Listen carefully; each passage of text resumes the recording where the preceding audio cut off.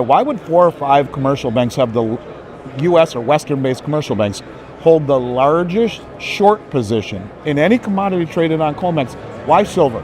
Why in it's as dumb as a mud wall when you think of it logically. Why? The purpose of this insightful video is to discover the often underestimated value of silver. The untold story of silver's significance in finance is revealed by esteemed expert Andy Schectman.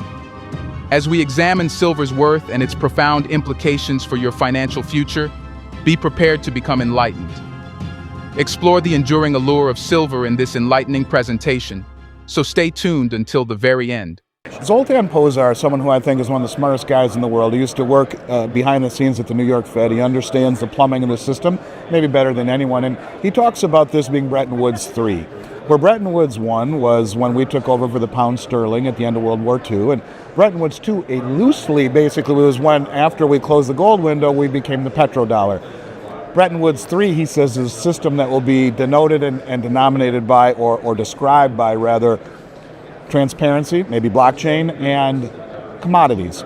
So I think we are heading away from debt instruments and opaque debt instruments at that, like treasuries and bonds, which have been shed by a lot of the wealthy countries in the world who are selling bonds and treasuries, and into things like commodities. And it doesn't just have to be gold and silver. It could be things like copper, it could be uranium, it could be liquid natural gas, it could be oil, it could be farmland, agricultural ETFs.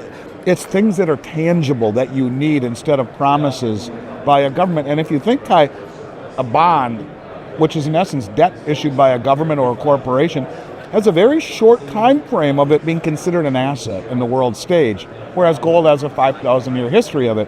And so I think whether you're talking gold or any commodity, I think Zoltan is right. This is a system that where transparency and commodities will be the way to, or the pathway, I think, to, in terms of the next level of opportunity and investment, or the next thing is commodities. So broadly diversify within the primary trend, and to me, the primary trend is of rising commodity prices. So broadly diversify within that sector. That's true, and I think you have a better chance of being ripped off by the system than you do a burglar knowing you have gold. Because in your home, you have time to hide it, and that's one thing a burglar doesn't have. Doesn't have all sorts of time to look for it. It's pretty easy if you use a little bit of thought to hide. You can have, in a box this big, you can have, $100,000 worth of gold. I think there are very few things I've ever seen in my life, Kai, that offer the potential that silver does. And I want people to understand that when I sell gold and silver, I don't sell it as an investment. To me, it's wealth. It's been wealth for 5,000 years. But when you look at silver, both its supply-demand fundamentals, its price historically, its relationship to gold, its expanding utilities in green and digital applications, not to mention military applications, which ironically, the Silver Institute omits from its supply-demand statistics. Yet one of the guys in my show here just the other day came up to me specifically because last year I said there's 500 ounces of silver in a Tomahawk cruise missile. And he just came up to me and said, listen, I was on that program. And this is all declassified, what I'm going to tell you, he said. And he showed me pictures. He said, why don't you know, you're right. There's almost exactly between, I think he said 15 or 16 or 16 and 17 kilograms of silver in the tip of a Tomahawk cruise missile. And he showed me all sorts of pictures, said, you're right. And it's not just Tomahawks. It's all the high-tech weaponry and aerospace and all of these things where copious amounts of silver are used, yet the Silver Institute ignores it. So from a supply-demand fundamental, where they tell us we're 200 plus million ounces, again, a shortfall in 2023, similar to 2022, yet expansion in uses, and an asset that's priced right now at about 80 to 1 in its relation to gold, yet it's coming out of the ground at 7 to 1. There's so many reasons I could sit here and talk for much longer than 20 minutes about the value and the fundamentals and the potential of silver that at the same time to me is intrinsic historical wealth.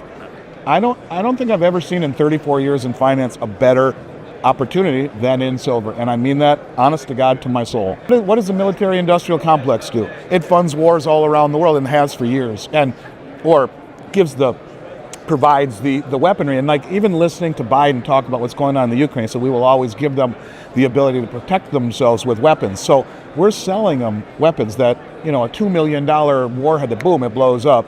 And well, there goes 500 ounces of silver. And how many times are those being fired? Boom, boom, boom, boom, boom, boom, boom, boom, boom.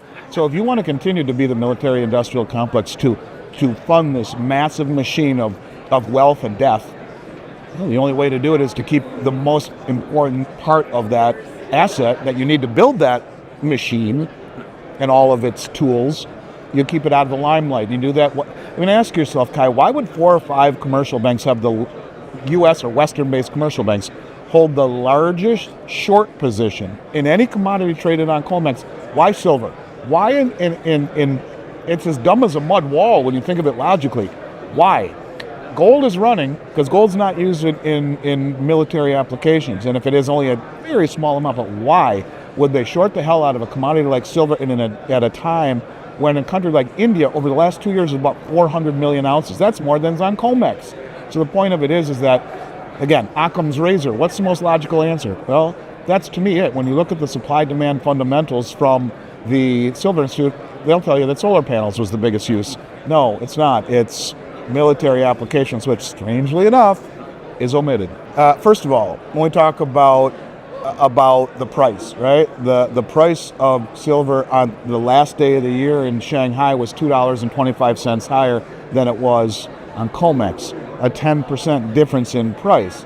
So, when you talk about the real value of silver, they're slowly turning up the heat in Shanghai, where they're creating an arbitrage event where traders in London and Chicago and New York will buy silver off of the COMEX and the LBMA and deliver it for an arbitrage of over 10%, which is big in the arbitrage world in Shanghai, and ain't ever coming back at that point. So again, the suppression of the price is masking the real value. But when you talk about recession, I don't know if I want to lump silver into the Dr. Copper story where it's showing us a recession is coming. I would rather point to the inversion of the yield curve, which 11 out of the last 11 inversions has been a precursor to a recession. So to me, technical analysis or looking at silver in that way in a rigged market sends maybe incorrect signals. I look to the fact that the big money is accumulating silver, and it's very counterintuitive. It's being held down even when we didn't see a recession on the horizon. So I think it's one of these deals, Kai, where you can only suppress a market over an extended period of time by pushing it in the direction that it is going. And for a very long time, no one cared about gold or silver. They just wanted treasuries and U.S.-based securities and real estate. No one cared about it. Things are changing, and I think silver will have its day. And you can see that by a country like India, who purchased so much silver over the last 2 years, or China, who's been buying it, or all of these countries slowly draining the exchanges. Silver will have its day. And the fundamentals, I think, speak to that. I guess we'll have to see how it plays out. Our sincere gratitude goes out to all our respectable subscribers, new and returning viewers. You were a great addition to our discussion of silver value with Andy Schectman. We hope you have gained valuable insights into its enduring significance. Be informed and empowered in your financial journey. Until next time, please hit the super like button, subscribe, and press the bell icon to keep supporting us. Thanks again.